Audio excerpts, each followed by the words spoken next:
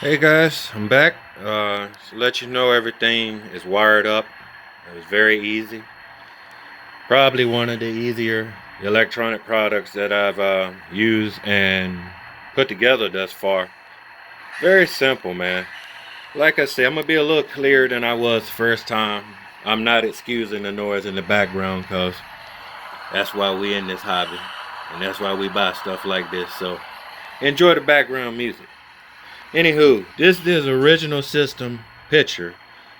I'm gonna be a little clearer than I was the last video, but this is what I use on Riverside Road. If you follow me, Instagram, Facebook, Twitter, or whatever platform you catch me on, Snapchat, whatever. This is what is used now. The new system has a bell. It's awesome. Like if you watch my first video, you'll know what I'm talking about. But this is how you wire the thing. Everything's color coded. You have the brown wire, white wire, and that right there is your infrared detector. And it's real simple, man, how I got it wired up here. Here's the system. I put tape on and everything just to help you look at this close so you know how it goes. My first video, I told you everything's paired. Paired meaning approach, departure. As you can see, LED 2 coincides with Q3, which is your LED, and your detector right there is your green and white wires. Brown and white wires is your LED, green and white wires is your detector. Detector, LED. I got a quick piece of tape down here to let you know how I'm going to slightly set it up. Obviously I'll back it back, but I'm going to hide this under a relay box or a signal bungalow. Same thing can be done here. I can just go right over it, push this thing down, go right over it with clump foliage. You'll never see it again. Put a white tie right there to let you know you're about to trip it. Like I say on my first video, I have to talk to the seller to see if there's any more approaches. Right now you have an approach here, and my second one would come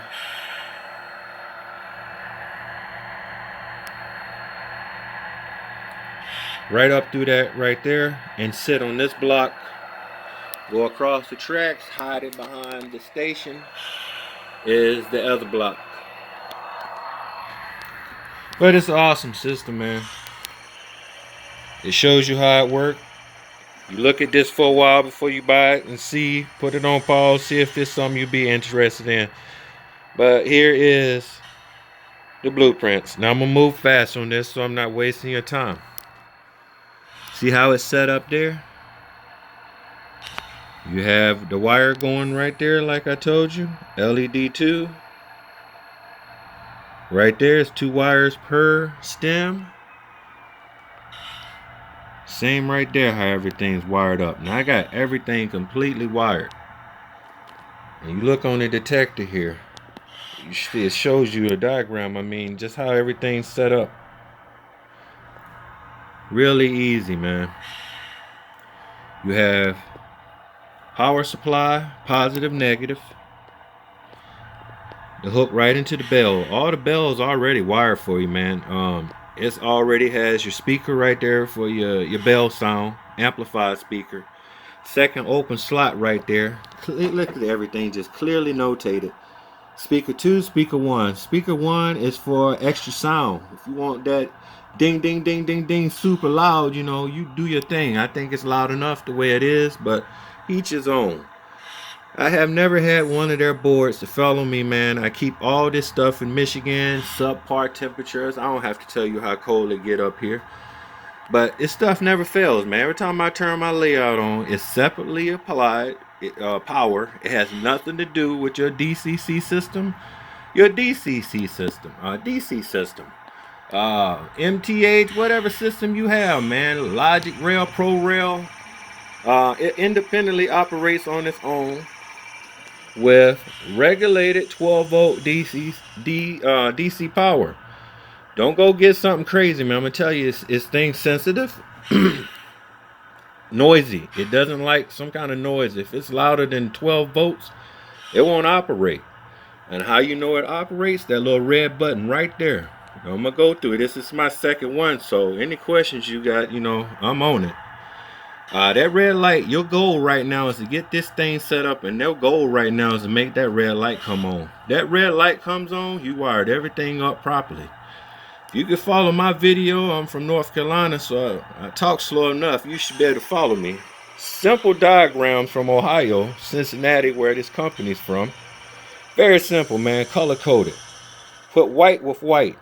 L2, L3. White wire, white wire. If you want to speedy wire it like I did, this is what it looked like.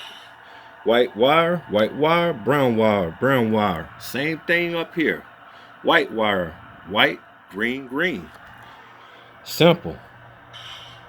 Now, the bell's already done, man. That was already plugged in. You see the black wire, red wire.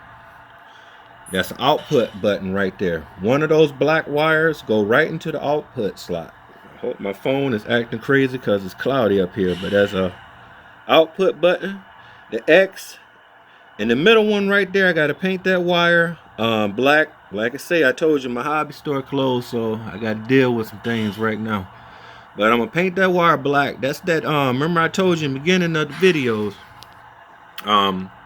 first video, this system wants you to use Tomar or NJ International signals. And why shouldn't you? They're metal, they're realistic, they're about $35. No disrespect to Walters, they make nice product as well, $25, but very fragile, man. I had that cantilever signals, nice, but I had to do a lot of extra work. Just get what the system tells you. But if you have Walters, I'm not against Walters, I'm a huge Walters fan. All you have to do to make Walters signals work is get you what they said, 1000K resistor. NJ International and Tomar, they already come with that resistor right on there. Very simple, man. You get that and you plug it right into there. That red wire right now, for color's sake, is a black wire. Your signals has 3 wires coming off each signal. And I will get those signals hopefully tomorrow when the hobby store open to make things a little more eye and sound friendly for you. Right now I'm just speaking out, but you wire your signals together as a pair, meaning under my table here I'm gonna have 6 wires hanging under my table, 3 from each signal. Conjoin those together right here at the box. I'm going to show you how to do that. When you see the next video, it's going to be 3 long red wires, but I got to paint one black spotty to let me know that's the black wire right now. And you run all 3 of your signals right into the wiring right here and butt them all into 3. You don't run a bunch of wires up in here. This is beautifully made. It's set up just like the NC power cap. Screw down. You're not moving these wires out. They already tend to wire for you. Solid strand, looks real good too. Nothing sloppy, man. They got it going on at Parkdale Hobby, man. I ain't getting paid to do this. I got over several thousand views on this stuff. I'm not getting any product for free. I bought this myself. This is $60 right here you looking at. It's on eBay. It's always on eBay. Go on the eBay crossing gates and you're gonna see them. XFL is the product. There it is right there. It's gonna look just like that, but then it's gonna say bell circuit. You're not gonna see the bell, but the bell's in the box, man. It came in a nice box. Each of these pieces was in black static resistant packaging. Nothing was bent. Everything is clearly legible. Switch right there. Some of you guys, you at the crossing and it's ding ding dinging for a while and then it stops. Well, it comes just like this here. The one on the left is a loop where it'll just continue to ding ding ding ding ding But if you don't want that, you do hit it up in the up position and it plays it for a while and it stops. Now, if you are a viewer from a different country and your bell sound is different than ours over here, Canada, US, you know, Aussie or African or Saudi Arabian railroads or wherever you from, man. Uh, that bell right there, that button right there, that is a record button. I'll get into that more later. You can change the sound of the bell. I mean, all for $60, man. Unbelievable. If I made this, I would charge more. But that's me. Thank God they don't. But you just record whatever sound you want right there at your bell crossing. Those indicators right there just letting you know the system's operating. And you have one wire that you have to worry about with the bell. Black wire to the output and a red wire back to your power supply. So this is how they got it set. There's that black wire.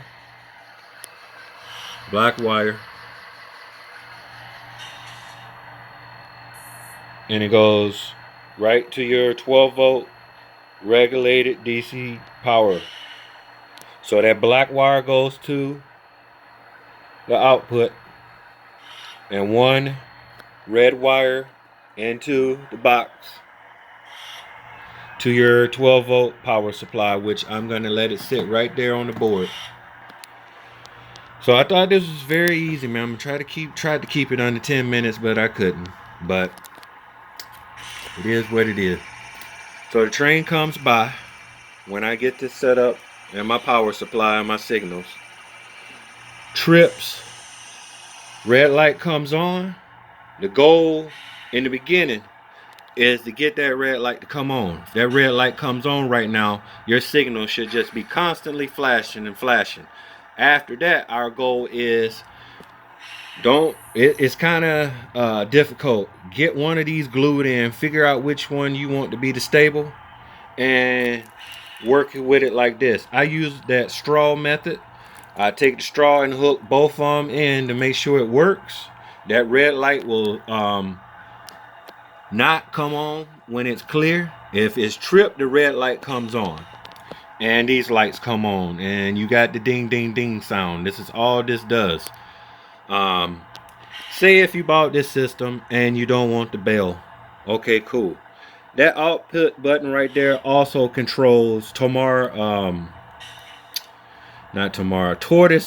switch machines. So if you got crossing gates, that's a 5 volt power right there. So it's more than enough to move your crossing gates on your Tortoise switch machine or your Cobalt switch machine.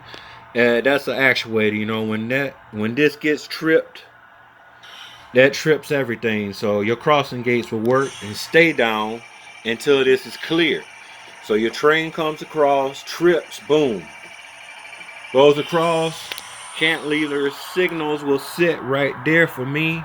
Also, NJ International, go right across the boulevard. Same there. I pre-drilled the hole with the red Chick-fil-A straw, the thick red straws. Don't get that limpy crap, man. Get that thick red straw. Sonic, Burger King. You know, if you don't drink that pop, throw the crap out on the grass and just take the straw, man. Or maybe they'll give you a straw. Who knows? But get straws where you can. That helps you feed your wiring through.